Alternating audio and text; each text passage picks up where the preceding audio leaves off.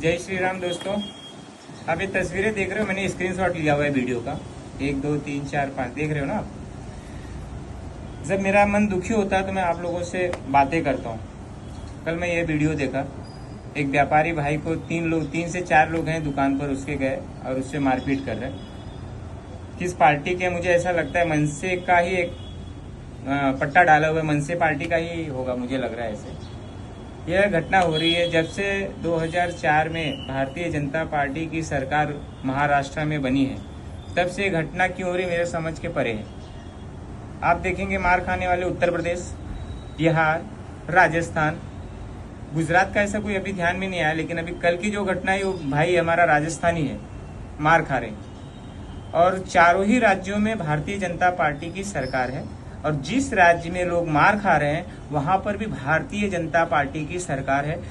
देवेंद्र फडणवीस जी मुख्यमंत्री हैं, और देवेंद्र फडणवीस जी कहते हैं कि राज ठाकरे जी उनके मित्र हैं। तो मैं उनसे पूछना चाहता हूं कि देवेंद्र जी, निवेदन है आपसे, आप अपने मित्र को समझाइए, इस तरीके से क्यों कर रहे हैं। महाराष्ट्र में कानून व्यवस्था है कि नहीं? अगर कोई घटना ऐसी होती है तो इसका जो भी कानूनी व्यवस्था है तो आपको ही करनी पड़ेगी। आखिर इस तरीके से लोग क्यों मारे जा रहे हैं? मराठी नहीं आ रही किसी को, कोई मराठी बोल नहीं पा रहा है, तो कभी हिंदी का हम विरोध करते हैं। इस तरह की छोटी छोटी घटनाओं को लेके क्षेत्रवाद, भाषावाद क्यों उत्पन्न हो रहा है भारतीय जनता पार्टी के शासन में, जो कि नहीं होना चाहिए। बहुत बुरा लगता है। मार खाने वाले भी आपके वोटर हैं और मारने वाले आपके मित्र हैं।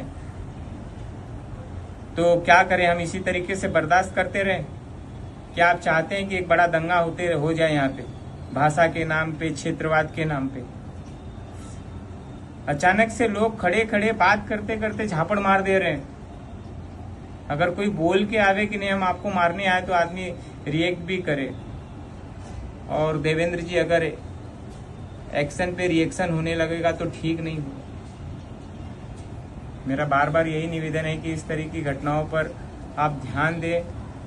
महाराष्ट्र में कानून व्यवस्था अगर ये है तो ऐसे लोगों को सजा दी जाए, और जो लोग ऐसा करते हैं, जिस बंधु के ऊपर हाथ उठा रहे हैं, उस बंधु के सामने पुलिस वालों को कहा जाए कि उनको भी पीटा जाए, ताकि आगे से ऐसी घटनाएं ना हो।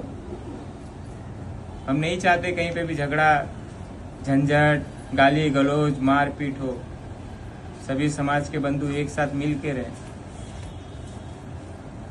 आपका इसमें योगदान होना चाहिए। बंधुओं, मैं आप लोगों से भी कहना चाहता हूं कि इस वीडियो को ज्यादा से ज्यादा शेयर करो। कुछ लोग कह रहे हैं कि आप ये सब बोल रहे हो ना तो आपके ऊपर भी हमला होगा। कोई मरने मारने से नहीं डरता। अगर किसी के माँ ने दूध पिलाया है ना तो अकेले में आके बात कर ले बे। और मैं कभी किसी को गाली गलौज नहीं दे रहा हूँ, किसी से मारपीट नहीं कर रहा हूँ। मैं तो हाथ जोड़ के समझा रहा हूँ। बनारस में बहुत सारे महाराष्ट्रियन बंधु हैं, उनकी बड़ी बड़ी दुकानें हैं, वो मराठी बिल्कुल नहीं बोलते, हिंदी में ही बातें करते हैं।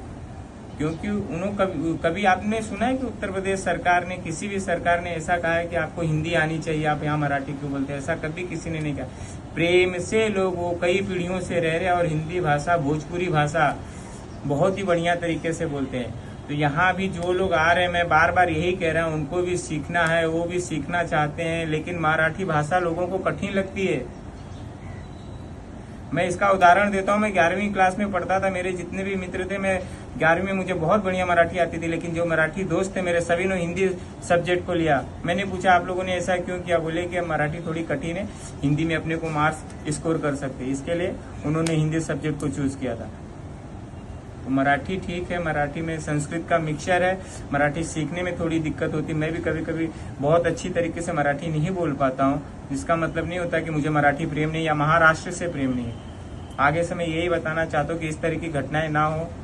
देश के लिए, समाज के लिए, धर्म के लिए बहुत ही अच्छा होगा। और मैं ये भी देख रहा हूँ कि जहाँ जहाँ पे उत्तर भारतीय बिहारी हैं, वहीं पे ये सब चीजें हो रही है। मालवनी में ये घटना नहीं हो रही है। मालवनी में कोई किसी को मारने नहीं जाता है, भिवंडी में कोई किसी को मारने नहीं जाता है, मानखुर्द में कोई नहीं किसी को मार रहा है, मालेगांव में भी किसी की हिम्मत नहीं है, वहां पर भी जाके मारते। वहां के लोग मराठी नहीं बोलते,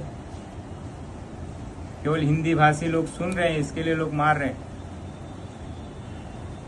मैं बस एक बार वापस आप लोगों से निवेदन करता हूँ, मेरे मराठी बंधुओं से भी निवेदन करता हूँ, ऐसे जो कृत्य कर रहे हैं उनको समझाएं। जय श्री राम, जय हिंद, जय महाराष्ट्र।